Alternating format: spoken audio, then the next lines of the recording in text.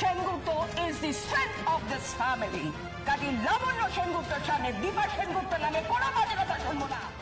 আজকের পর্বতে আপনারা দেখতে চলেছেন উর্মি যখন হসপিটাল থেকে ফেরে তখন তার সাথে অর্ণব আর তার স্ত্রী রেখাও আসে সেনগুপ্ত বাড়িতে। এরপর অর্ণব উর্মি এবং সূর্যকে তাদের বাড়িতে নিয়ে যাওয়ার জন্য দীপার সাথে তর্ক করতে থাকে।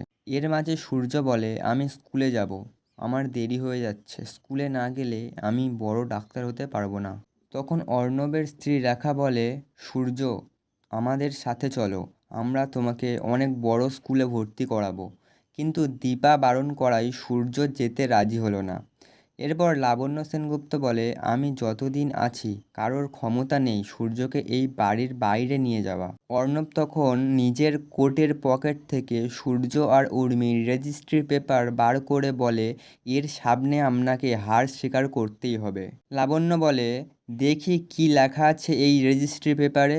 অর্ণবের হাত থেকে পেপারটি নিয়ে ছিঁড়ে কুটি কুটি করে দেয় লাবণ্য আর বলে, সূর্য কোথাও যাবে না। প্রতিদিনের এপিসোড সবার আগে পেতে গেলে সাবস্ক্রাইব করবেন।